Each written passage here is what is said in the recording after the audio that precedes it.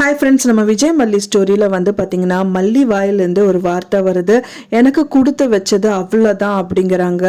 ஆனால் அவங்களுக்கு கொடுத்து வச்சது அவ்வளோ மட்டும் கிடையாதுங்க, உங்களுக்கு மட்டும்தான் வந்து விஜய் கொடுத்து வச்சிருக்காரு அப்படிங்கிற மாதிரி வந்துட்டு இந்த எபிசோட்ஸ் வந்துட்டு ப்ரோமோஸும் சரி எல்லாமே வந்துட்டு பாசிட்டிவாக போயிட்டுருக்கு. மல்லிக்கு வந்து எதிராக போகாமல் வந்து அவங்களுக்கு சாதகமாக தான் போயிட்டுருக்கு.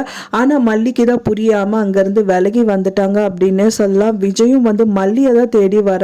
ஸோ அது ஏன் அவங்க புரிஞ்சுக்கவே மாட்டேங்கிறாங்க அப்படிங்கிற மாதிரி தான் வந்துட்டு எபிசோட்ஸும் வந்துட்டு அவங்களுக்கு சாதகமாக போயிட்டு இருக்கு.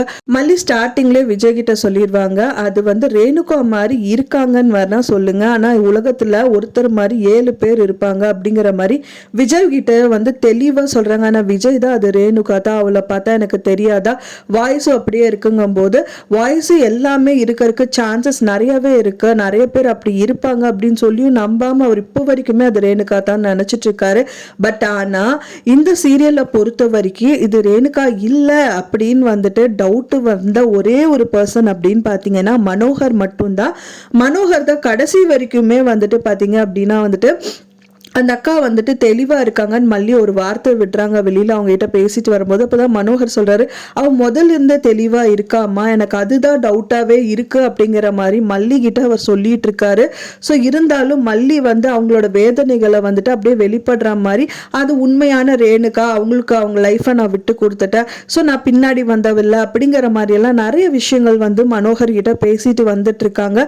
ஆனால் மனோகருக்கு இப்போ வரைக்குமே அது ரேணுகா இல்லைங்கிறது மட்டும் கிளியர் கட்டா தெரியுது.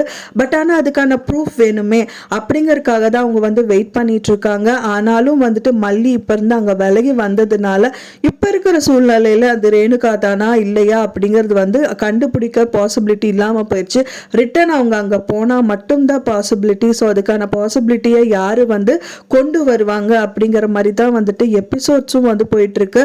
அடுத்தது வந்து அன்னபூர்ணி அம்மாக்கு தெரிய வரும். ஸோ அன்னபூர்ணி அம்மாக்கு தெரிய வந்து சும்மா விடுவாங்களா? முதல்ல வந்து பயங்கரமா கோவத்துல இருக்காங்க மல்லி மேல. நீ ஏன் உன் தலையில மண்ணாவாரி கொட்டிக்கிட்ட அப்படிங்கிற மாதிரி இப்போ கதிரேஷன் கிட்ட சொல்லி அண்ட் தென் விஜயும் கூட்டிட்டு போயிட்டாங்க அண்ட் வெண்பா குட்டியும் கூட்டிட்டு போயிட்டாங்க அப்படின்னு தெரிஞ்சவனே கேட்கவே வேண்டாம், நீ என்னடி பைத்தியமா லூஸா, என்ன நீ இப்படியெல்லாம் இருக்க அப்படிங்கிற மாதிரி கரிச்சு கொட்டதா போறாங்க. ஆனா சும்மா விட மாட்டாங்க, அவங்களோட வாழ்க்கையை அவங்க திருப்பி கொடுக்கறது தான் அவங்களும் முயற்சிகள் நிறைய மேற்கொள்வாங்க. ஸோ வெயிட் பண்ணி பார்க்கலாம் ஃப்ரெண்ட்ஸ் என்ன நடக்க போகுது அப்படின்னு சொல்லிட்டு. நான் சொன்ன இந்த தகவல் உங்களுக்கு பிடிச்சிருந்தா மறக்காம லைக் பண்ணுங்க, ஷேர் பண்ணுங்க, கமெண்ட் பண்ணுங்க, சப்ஸ்கிரைப் பண்ணுங்க. மேலும் இன்னொரு மல்லி சீரியல் அப்டேட்டோட நெக்ஸ்ட் மீட் பண்றேன். தேங்க்ஸ் ஃபார் வாட்சிங் மை வீடியோ ஃப்ரெண்ட்ஸ். நெக்ஸ்ட் வீடியோல பார்க்கலாம்.